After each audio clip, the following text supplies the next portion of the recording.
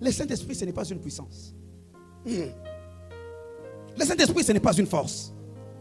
Mais le Saint-Esprit, c'est Dieu. Alléluia. Est-ce que tu crois que le Saint-Esprit est Dieu? Peut-être que toi aussi, tu étais parmi les gens qui croyaient que le Saint-Esprit, c'est la puissance qui fait seulement trembler. Peut-être que toi, tu croyais que le Saint-Esprit, c'est la puissance qui fait tomber. Peut-être que toi, tu croyais que le Saint-Esprit est une force qui change les choses. Mais moi, je suis venu te dire que le Saint-Esprit, c'est Dieu. Pour comprendre que le Saint-Esprit n'est pas une puissance, je vais te donner 2 versets. Luc chapitre 1, le verset 35. Écoute ce que la Bible dit. Luc 1, 35. Luc 1, 35. Oh Seigneur. Oh Seigneur. Oh. Si tu peux commencer à intercéder, fais-le. La Bible dit, l'ange lui répondit, le Saint-Esprit viendra et la puissance du Très-Haut de son ombre. 2 choses. Le Saint-Esprit viendra sur toi et la puissance de Dieu te couvrira de son ombre. Maintenant, allons en Actes des Apôtres, chapitre 1, le verset 8. Actes des Apôtres 1, verset 8. La Bible, je vais juste le dire. Mais vous recevrez une puissance. Le Saint-Esprit survenant sur vous. Ça veut dire que quand l'Esprit d'Esprit va venir sur vous, vous allez aussi recevoir. Ça veut dire que Dieu est un Dieu puissant. Quand il vient quelque part, il ne vient pas seul, il vient avec sa puissance. Mais Dieu est au-dessus de la puissance. Le Saint-Esprit est au-dessus de la puissance. Parce que le Saint-Esprit, c'est même Dieu lui-même. Et la Bible dit, dans les livres d'Actes des Apôtres que nous avons lu, le verset 10, le chapitre 10 et le verset 38, la Bible dit, vous savez de quelle manière Dieu a oint Jésus-Christ de Nazareth, de quoi? Du Saint-Esprit et de quoi? De force. Du Saint-Esprit et 2 choses. Peut-être que tu méprisais le Saint-Esprit. J'étais en train de parler avec une dame un jour. Elle dit, elle me dit, frère, il y a longtemps, elle me dit, frère, je vais t'expliquer le domaine de la prière. Comment est-ce que Dieu répond à la prière? Il dit, tu commences, tu pries au Saint-Esprit. Bon, si le Saint-Esprit ne te donne pas, tu montes un peu. Tu pries au Fils. Si maintenant le Fils ne te donne pas, là tu vas au domaine final. Tu montes au Père. Ah, non. Jésus. Bon, je ne sais pas. Mais moi, je suis venu te dire que le Saint-Esprit, c'est Dieu. Mais le Dieu créateur. Est-ce que tu sais que c'est le Saint-Esprit qui t'a créé? Est-ce que tu le sais? Peut-être que tu ne le savais pas encore. C'est le Saint-Esprit qui t'a créé. Et s'il y a quelqu'un qui doute, voyons quelque chose. Job chapitre 33, le verset 4. C'est le Saint-Esprit qui t'a créé. Ah, yes one name. Job 33.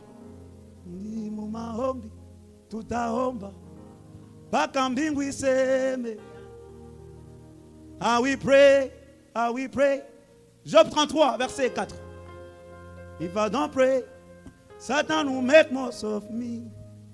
La Bible dit, l'Esprit de Dieu. Ah mais il faut dire, l'Esprit de Dieu m'a fait quoi?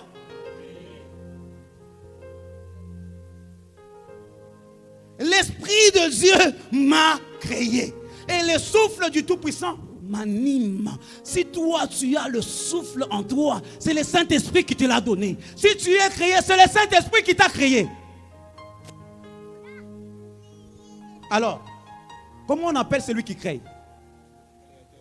Et le créateur, c'est qui?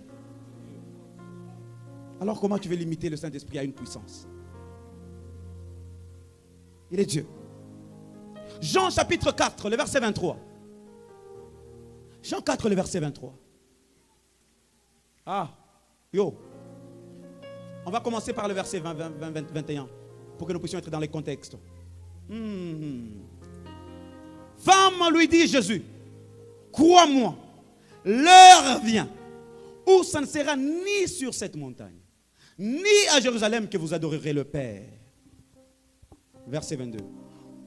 Vous adorez ce que vous ne connaissez pas. C'est ça le problème de l'église. L'adoration dans l'ignorance. Nous adorons ce que nous connaissons. Car le salut vient de Juifs. Le verset 23 maintenant. Mais l'heure vient. Elle est déjà venue. Où les vrais adorateurs adoreront le Père en esprit et en vérité. Car ce sont ceux-là, les adorateurs, que le Père fait quoi? Ce n'est pas question d'une belle voix. Ce n'est pas question de nuances. C'est question de l'esprit. Ce n'est pas question de... On a beaucoup lu de la Bible, on a des versets dans la tête. Comme je l'ai fait là, je vous dis des versets. Ce n'est pas ça là. C'est l'esprit. Parce qu'on peut lire des versets, on commence de Genèse à Apocalypse. Mais sans l'esprit, il n'y a pas de changement. Car si c'est l'esprit qui t'a créé, l'esprit a aussi la capacité de te transformer. Alors je ne veux pas te communiquer ma sagesse.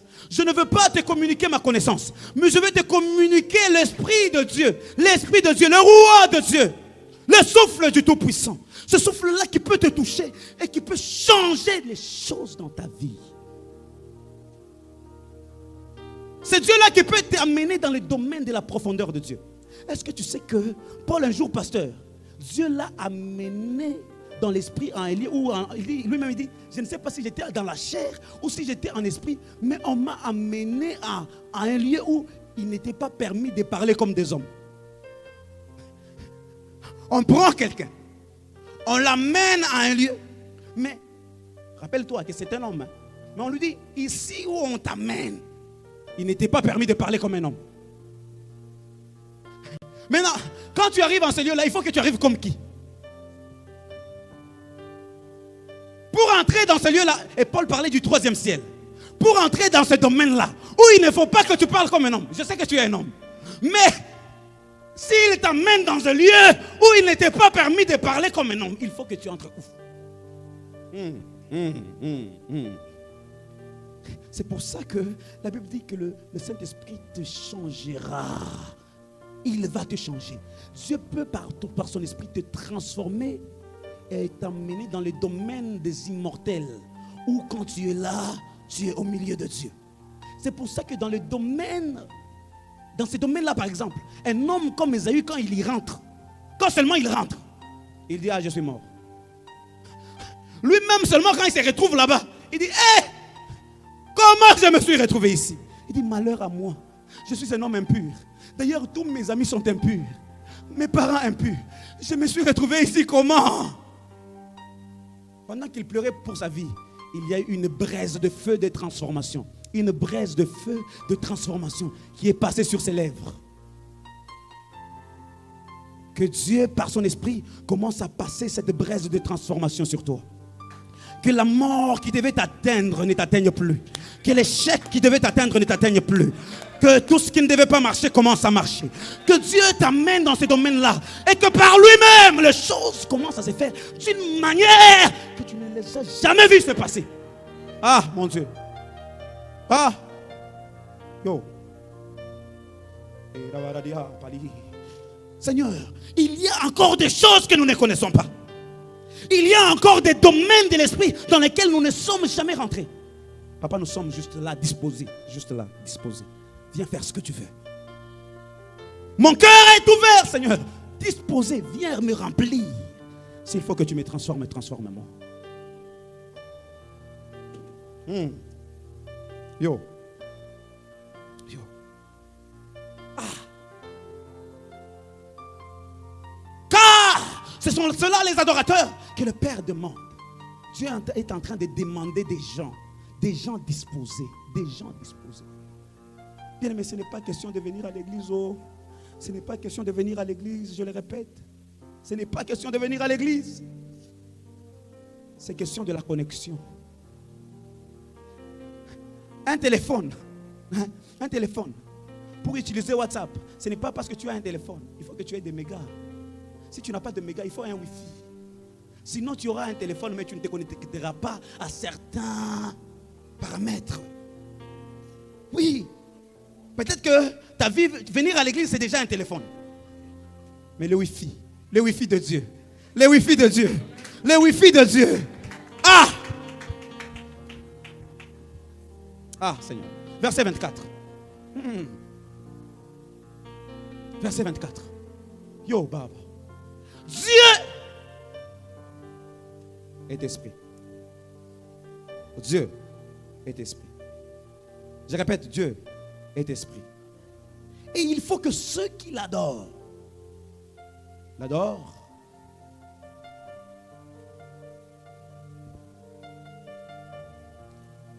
Tu sais que il y a des gens, dans le livre des Actes des Apôtres, chapitre 8, Philippe est parti. D'abord, je vais vous dire une chose. Jésus, avant de partir, il a dit en Actes des Apôtres 1, le verset 8, que quand vous allez recevoir le Saint-Esprit, vous allez être mes témoins où?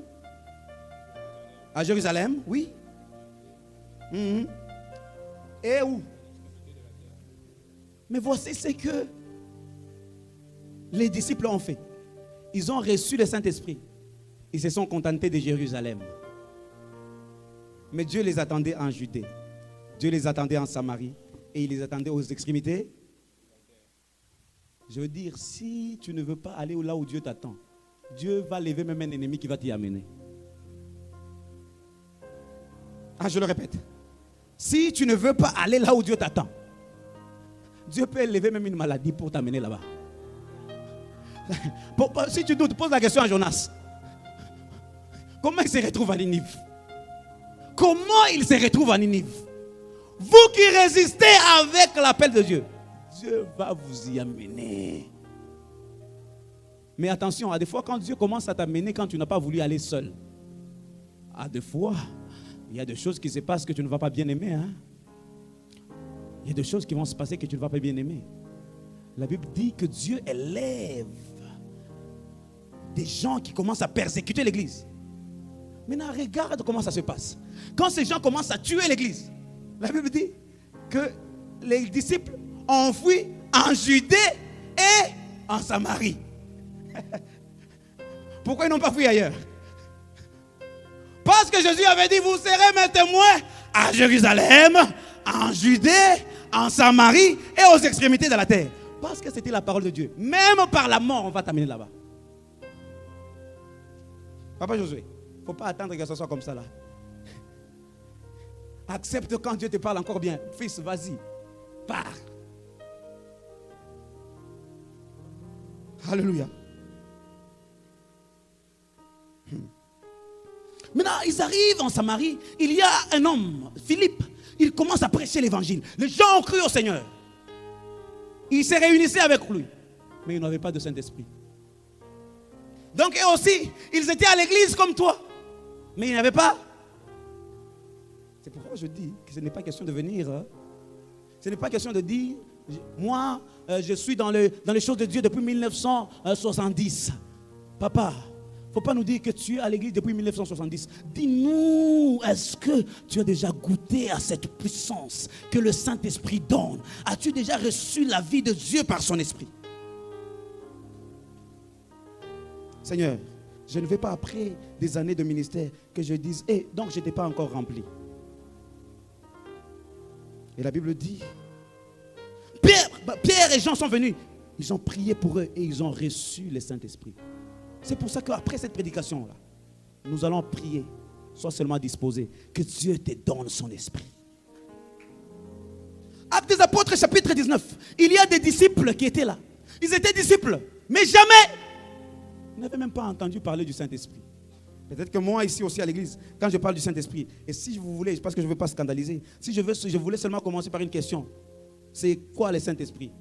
Parce qu'on sait aussi qu'on compliquait les questions. Parce que si on dit c'est qui, on peut bien répondre. Si on pouvait juste confondre, par commencer parce qu'on dit c'est quoi le Saint-Esprit? Ici on devait entendre le Saint-Esprit c'est...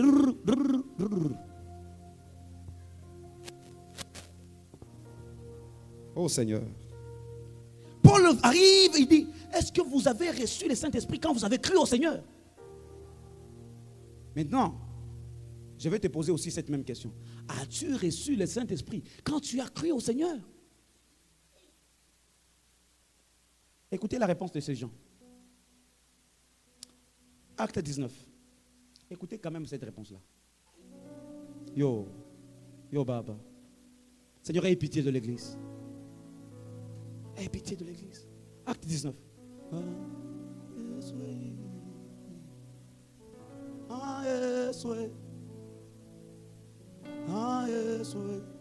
La Bible dit, Paul, après avoir parcouru les autres provinces de l'Asie, arriva à Éphèse, ayant rencontré quelques disciples, il leur dit, ici ce n'est pas des païens, des disciples, il leur dit, avez-vous reçu le Saint-Esprit quand vous avez cru? J'ai donné ma vie au Seigneur depuis 1980, gloire au Seigneur. Mais j'ai une question pour toi. As-tu reçu le Saint-Esprit quand tu as cru? J'ai lu la Bible de Genèse à Apocalypse. Gloire à Jésus. Je t'encourage à le faire. Mais as-tu reçu le Saint-Esprit quand tu as cru? Je suis prédicateur de l'évangile. J'ai prêché dans le marché et dans le bus. Moi, je l'ai fait moi-même ici. Beaucoup de gens qui me connaissent ici, Papa Guilain va vous dire, moi, les marchés, j'allais dans les marchés. Jésus revient bientôt. J'ai parcouru le matin à 5h du matin. Chez nous, c'est permis en Afrique. Le matin à 5h du matin, on m'attendait passer dans les villes et dans les quartiers. Jésus revient bientôt. Donne ta vie à Jésus. Ginette est témoin. Ma tante est témoin, ma femme est témoin. D'ailleurs, elle-même, elle le faisait. Nous avions un pasteur qui était très difficile, très dur. Nous avions une convention avec lui. Si on se rencontre sur la route, tu commences à prêcher. À deux fois, tu le voyais de là.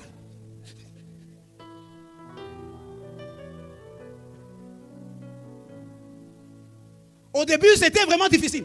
À un moment donné, nous avons pris les coups. Et à deux fois, tu t'es levé toi-même. Le feu là s'allumait. Mais c'est bien, c'est bien. Peut-être qu'il y a quelqu'un qui a aussi fait comme moi. Mais as-tu reçu le Saint-Esprit quand tu as cru? Je suis leader de maman, ça fait 10 ans. C'est l'expérience pour conduire les mamans. Gloire au Seigneur pour ton expérience. As-tu reçu le Saint-Esprit quand tu as cru?